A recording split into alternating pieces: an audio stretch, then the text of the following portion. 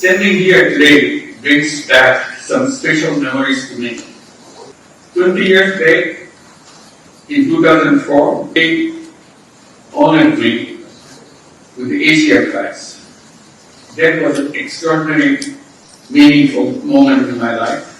Since then, I have always felt a personal connection over the years to Japan many times. Almost every year I visited Japan. I worked with Japanese universities, met young people all across the country, and shared my ideas and my hopes.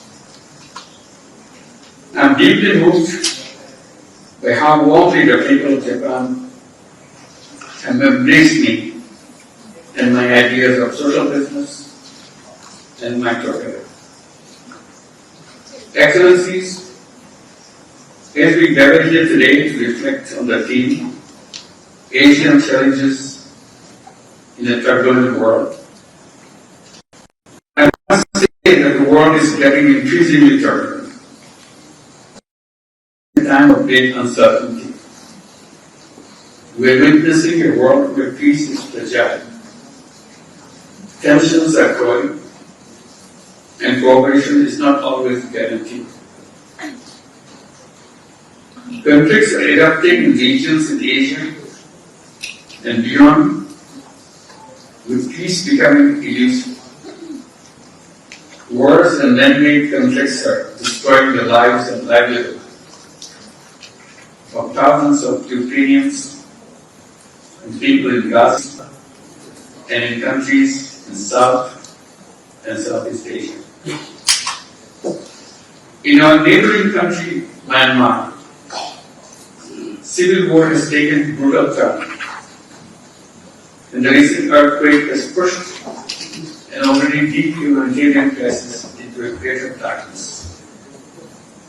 Very recently, our two neighbors have fought a short but very expensive war. Regrettably, we are spending billions of dollars in fighting wars, leaving millions of our people starving or struggling for basic needs. I thank the leaders of the two countries for agreeing to a ceasefire.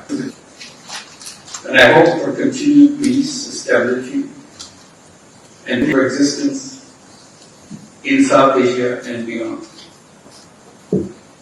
Moreover, millions around the world are being displaced by climate change.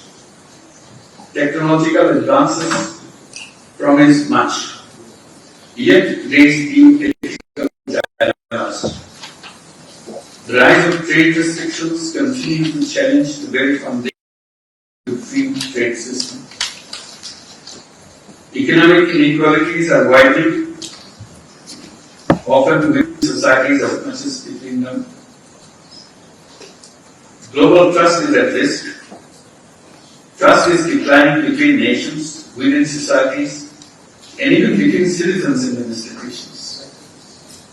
In recent times, we witnessed such divisions, discontent, and instability in Bangladesh, Republic of Korea, that led to regime changes.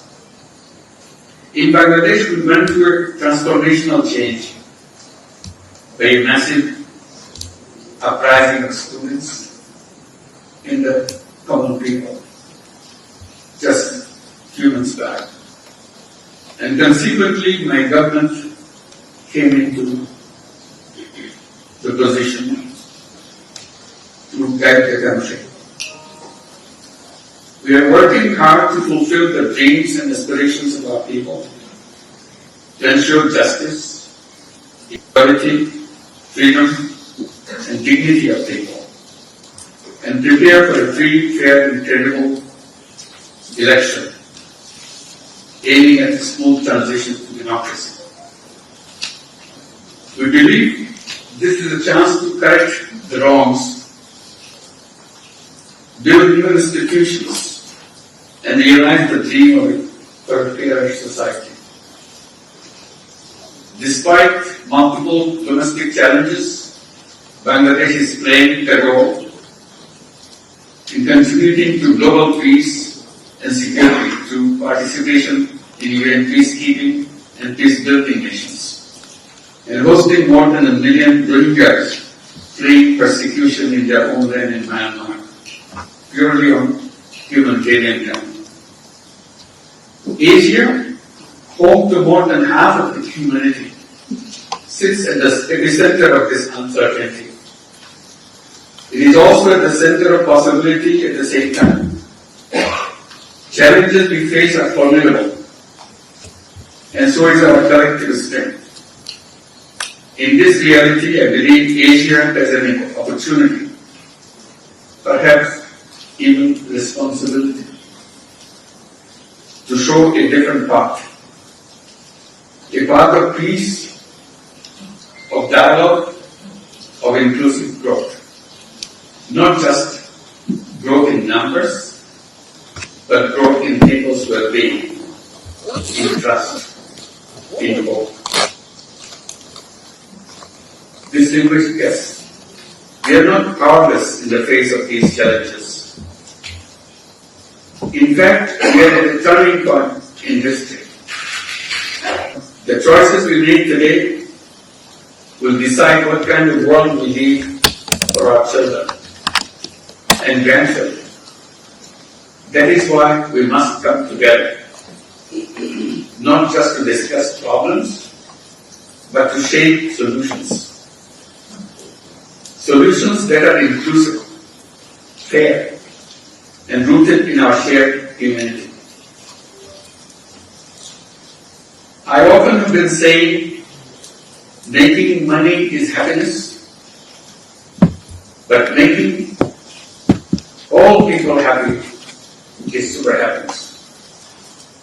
We need to shift our focus from individual profits to collective well-being, from short-term gain to long-term vision.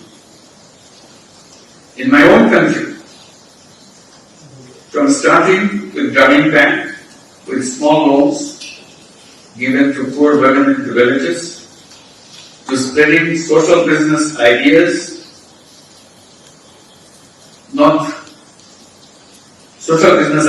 across the world, I have learned one thing very clearly. People are not born to suffer. People are born with unlimited potential.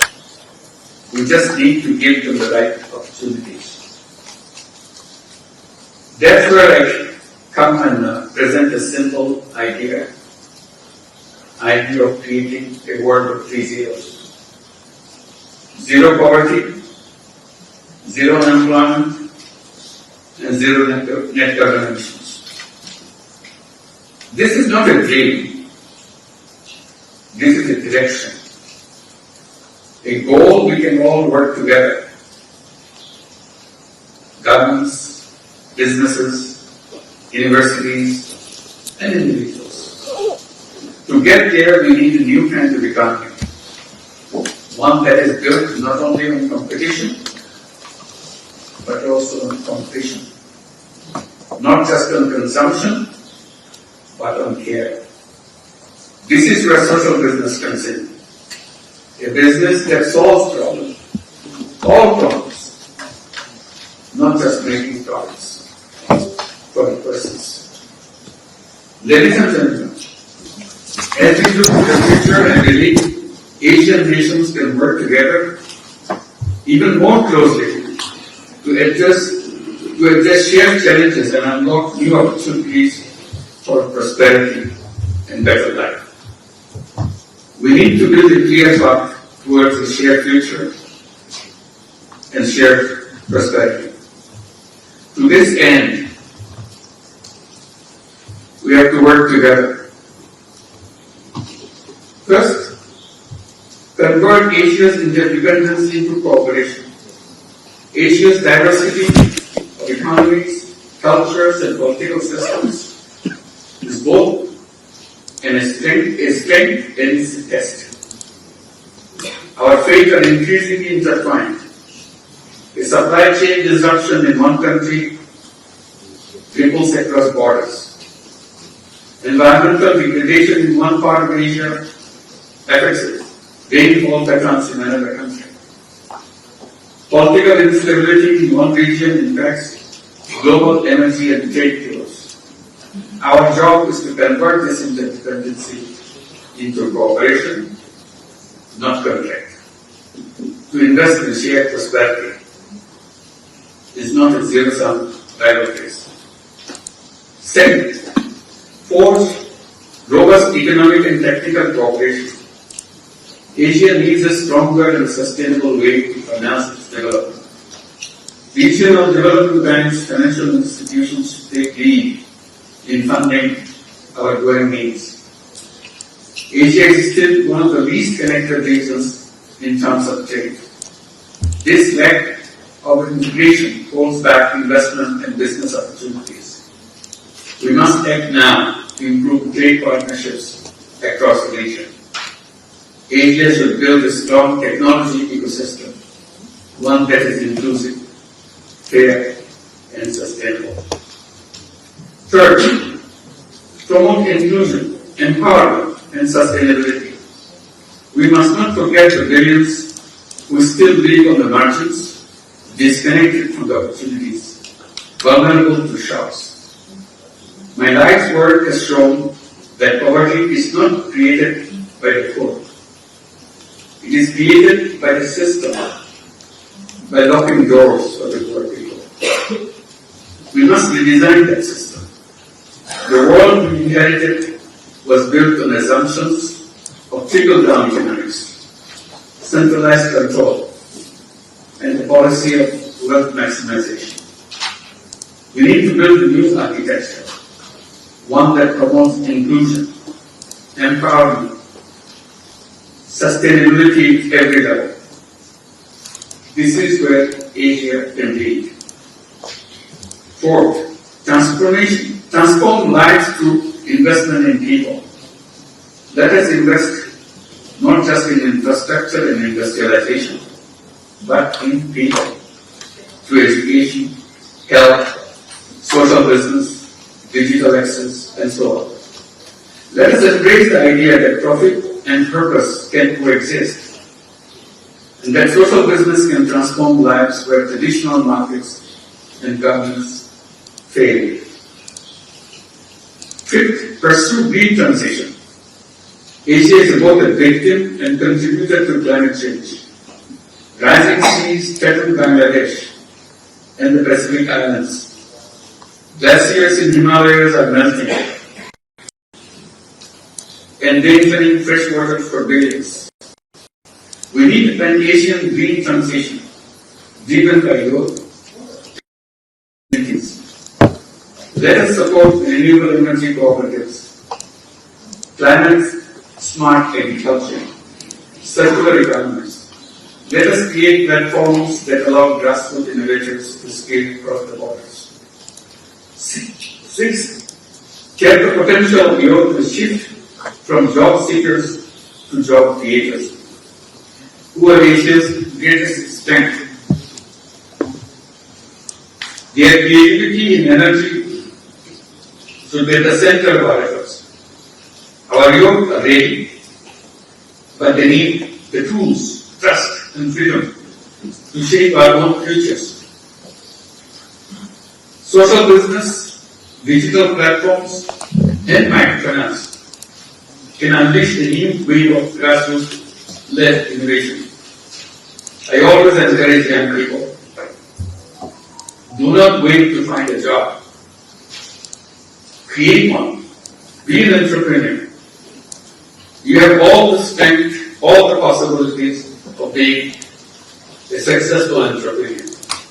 Every human being is born as an entrepreneur, not as a job seeker. Do not just seek a paycheck. Build something that solves a problem. Be a job creator and be a social business creator. Finally, in a turbulent world, people's empowerment and grassroots leadership matters more than ever. Asia must offer not just economic strength, one that champions peace over power, cooperation over competition, sustainability over short-term gains. We must move from wealth concentration to wealth sharing, from capitalism for profit to a capitalism with purpose. What may even remain is an economy for the people. It's not capitalism.